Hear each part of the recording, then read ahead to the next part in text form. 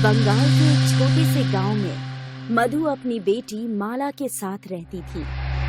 रोज सुबह दोनों घर से साथ निकलते थे। मधु अपने काम पर चली जाया करती थी और माला स्कूल। एक शाम की बात है, मधु अपने काम से लौट रही थी, तभी उसका ध्यान बाजार में घूम रही उसकी बेटी पर गया। मधु ने देखा कि माला ने एक लड़के का हाथ पकड़ रखा है और ये देखकर उसे तुरंत गुस्सा आ गया। माला! माँ को सामने देखकर माला डर गई। तो ये है तेरा स्कूल? मधु ने बाजार में ही माला को एक तमाचा मारा और उसका हाथ पकड़कर घर ले गई। घर आकर भी मधु ने माला को बहुत डांटा। क्या इसी दिन के लिए मैंने तुझे पैदा किया था? तू तो सारे खानदान का नाम मिट्टी में मिलाएगी। क्या बोलेंगे लोग? बाप के मरने के बाद माँ अपनी जवान बेटी को संभाल नहीं पाई। माँ, ऐसा नहीं है। नंदू बहुत अच्छा है। वो मुझसे बहुत प्यार करता है और मुझसे शादी भी करेगा। तू वहीं शादी करेगी जहाँ मैं चाहूँ और उस नंदू वंदू को भूल जा।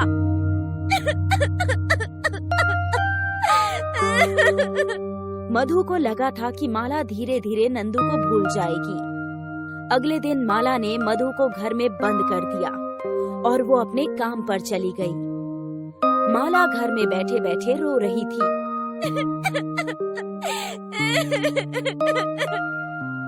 शाम को जब मधु घर लौटी, इसने रोना बंद कर दिया लगता है। भगवान करे समझ गई हो। लेकिन जब मधु ने दरवाजा खोला तो देखा कि दरवाजे का ताला टूटा हुआ था। माला! माला! मधु ने पूरा घर छान मारा पर माला वहाँ नहीं थी। मधु समझ गई थी कि माला जरूर अपने प्रेमी के साथ भाग गई है। मधु तुरंत पुलिस स्टेशन पहुंची। साहब, मेरी बेटी मेरी बेटी गायब है। सुबह उसे घर में बंद करके गई थी। लेकिन बंद करके क्यों? साहब, माला को कल मैंने एक लड़के के साथ देखा था, तब उसे डांटा और आज मैंने उसे घर में बंद कर दिया। अभी काम से आई तो देखा कि ताला टूटा हुआ था। वो लड़का जरूर मेरी नादान बेटी को पहला फुसला के ले गया। क्या उम्र होगी माला की? 17 साल की है। नाबालिग लड़की। ठीक है, अब ये फोटो यहीं छोड़कर जाइए, हम पता लगाते हैं। उस फोटो को लेकर पुलिस ने पूछताछ शुरू की। पुलिस हर जगह माला की तस्वीर दिखा रही थी। तभी एक फोटोग्राफर ने माला को पहचाना। साहब, कल ये लड़की एक लड़के के साथ तस्वीर खिंचवाने आई थी। तेरे पास उस लड़के की तस्वीर है? हाँ, होगी। फोटोग्राफर ने तुरंत पुलिस वाले को माला और नंदू की तस्वीर दे दी। हवलदार, पता लगाओ ये लड़का कौन है और अभी कहाँ है। कुछ घंटों बाद हवलदार इंस्पेक्टर के पास आया। साहब, ये तस्वीर हमारे क्रिमिनल डेटाबेस में है, ये देखिए। इंस्पेक्टर मुकेश ने उस क्रिमिनल की केस हिस्ट्री देखी। तो ये लड़का पहले भी कई लड़कियों को धोखा दे चुका है। आज तक उनमें से कोई भी लड़की मिली नहीं। हमें जल्द ही माला को बचाना होगा। हवलदार, पता करो अभी ये दोनों कहाँ हैं। नंदू और माला एक मंदिर में शादी कर रहे थे। पंडित मंत्र पढ़ रहा था। आप दोनों का विवाह संपन्न हुआ। अब से आप दोनों पति पत्नी हैं। माला बहुत खुश थी। अब हम क्या करेंगे? जल्दी चलो, अभी आधे घंटे में हमारी ट्रेन है। मुंबई जाना है ना? जाना है ना। हवलदार माला के स्कूल के बाहर गया और वहाँ उसने माला की सहेली जया से पूछताछ की। देख बेटा, अगर तुझे कुछ भी पता है तो जल्दी बता दे। हो सकता है तेरी सहेली की जान बच जाए। वो नंदू अच्छा लड़का नहीं है। उसने पहले भी 3 लड़कियों को धोखा देकर अगवा किया है और उनमें से एक भी लड़की अब तक नहीं मिली। अगर तुझे कुछ भी पता है तो बता दे। सर, कुछ दिन पहले की बात है। एक दिन स्कूल छूटने के बाद नंदू माला को लेने आया था। तभी मैंने उससे पूछा था, अरे माला, ये कौन है? तेरा दूर का भाई है क्या? धत, भाई होगा तेरा, मेरा तो होने वाला पति है। क्या? हाँ, हम दोनों बहुत जल्द शादी करेंगे और मुंबई जाएंगे और मुंबई में बहुत बढ़िया जिंदगी जिएंगे। और तेरी माँ, उन्हें कैसे मनाएगी? शादी के बाद वो भी मान जाएंगी। वाह वाह, मुंबई जाकर मुझे भूल मत जाना। बिल्कुल नहीं, तू तो मेरी सबसे अच्छी सहेली है। मुझे बस इतना ही पता है सर, और कल पता चला कि वो गायब है। मुझे लगता है कि वो नंदू के साथ मुंबई चली गई। ठीक है बेटा। हवलदार ने सारी बातें इंस्पेक्टर को बताई। अभी जल्दी जाओ और रेलवे स्टेशन पे पता करो। हवलदार ने रेलवे स्टेशन के फुटेज चेक किए तो उसे दिखा कि सुबह मुंबई जाने वाली ट्रेन में माला और नंदू दोनों मुंबई के लिए रवाना हो गए। साहेब, मेरी बेटी का पता चला क्या? शायद वो मुंबई में है। साहेब, उसे बचा लीजिए, वो बेचारी बहुत भोली है। आप चिंता मत कीजिए, हम माला को जरूर ढूंढ निकालेंगे।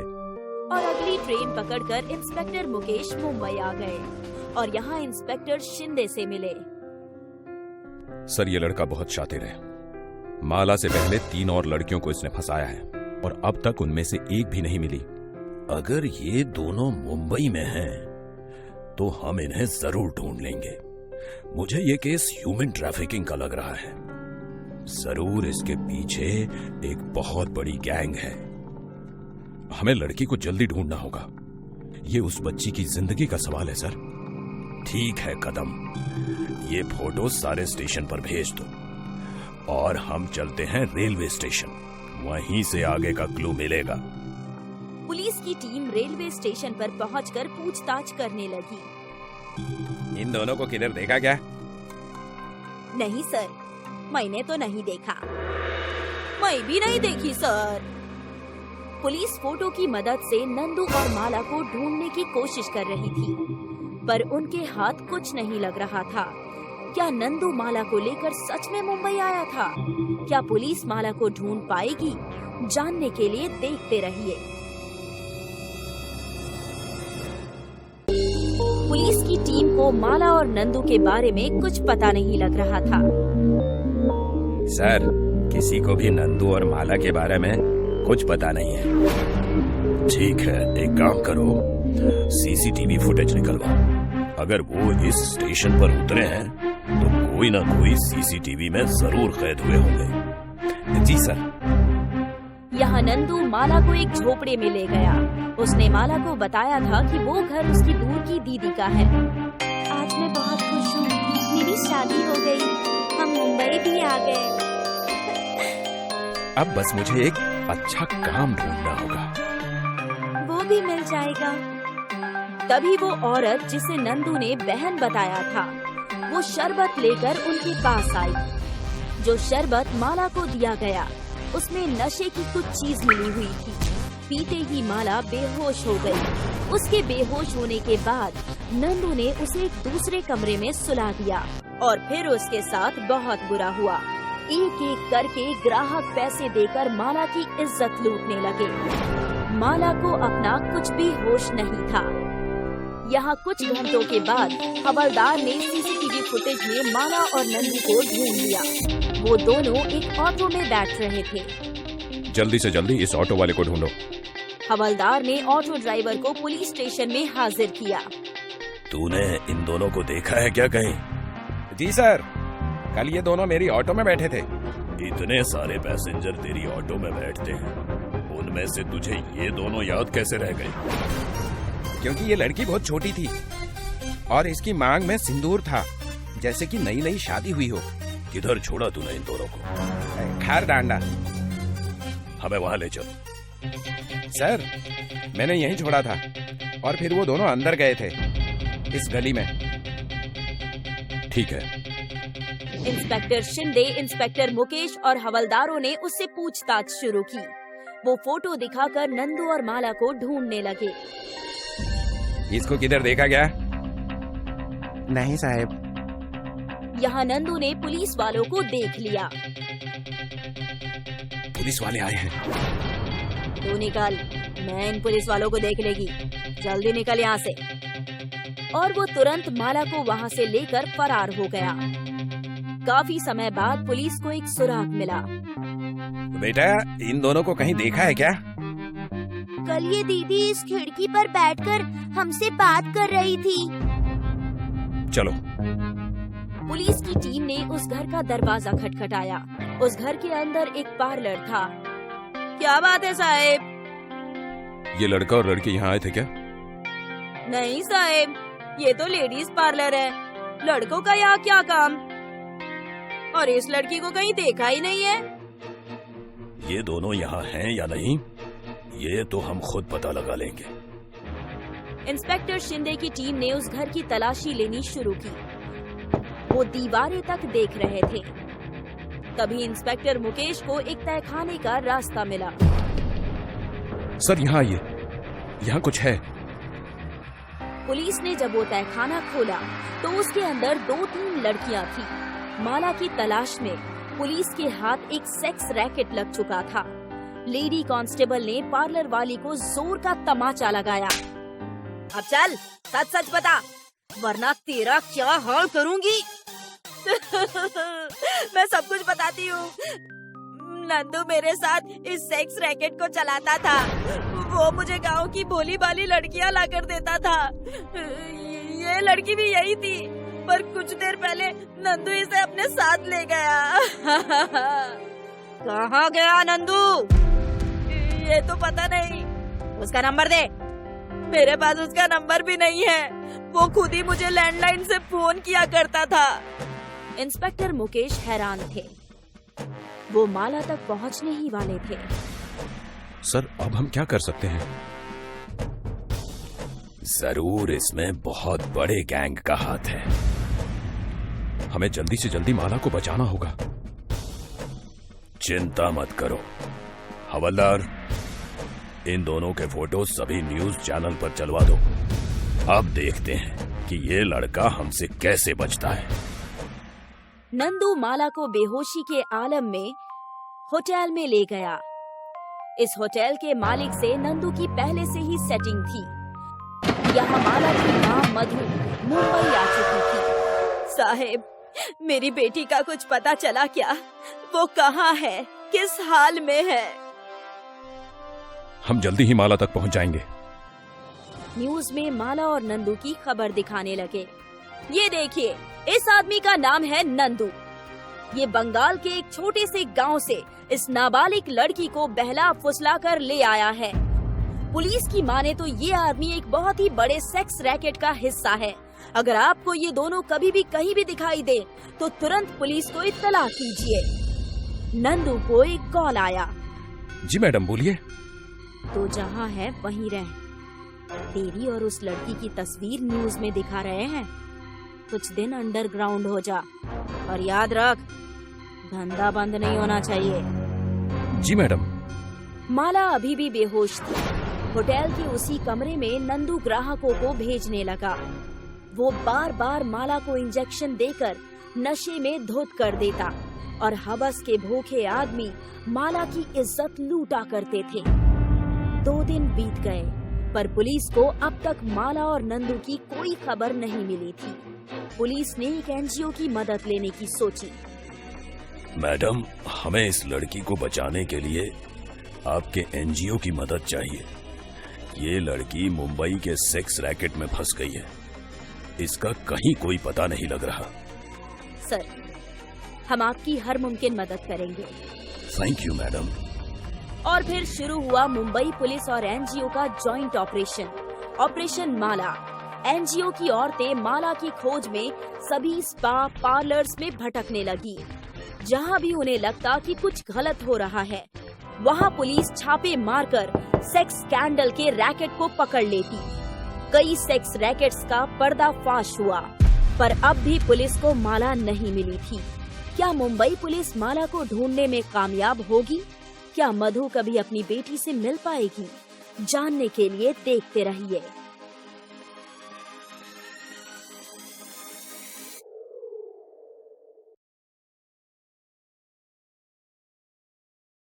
कि उस कमरे में माला के साथ बहुत ही घिनौना काम हो रहा था। नंदू माला को नशीली इंजेक्शन देकर धंधा करवा रहा था। मानना पड़ेगा माला, तू है तो बहुत मस्त, इसीलिए तो ग्राहक तेरे इतने दाम दे रहे हैं। मुझे छोड़ दो, मुझे मेरी माँ के पास वापस जाना है, छोड़ दो मुझे। तू तो सोना देने वाली मुर्गी है, तुझे कैसे छोड़ सकता हूँ? माला उठ तक नहीं पा रही थी, वो बस अपनी हालत पर रो रही थी। यहाँ पुलिस को अब तक माला की कोई खबर नहीं मिली थी। हमने सारी मुमकिन कोशिश करके देख ली, अब तक माला का पता नहीं। मतलब नंदू अकेला नहीं है, कोई बड़ी गैंग है। सर, एनजीओ वाली मैडम को भी अब तक कोई न्यूज नहीं मिली है। लगता है माला मुंबई में है ही नहीं। नहीं, अगर वो उसे मुंबई के बाहर ले जाता तो जरूर कोई ना कोई देख लेता। इसका मतलब वो मुंबई में ही छुपा हुआ है। हमें उसे उसके बिल से बाहर निकालना होगा। सर, अब हमें आगे क्या करना चाहिए? कोई तो कड़ी हमसे छूट रही है। वो पार्लर वाली हमसे कुछ तो छुपा रही है। कांस्टेबल, जाओ उस पार्लर वाली का मुंह खुलवाओ।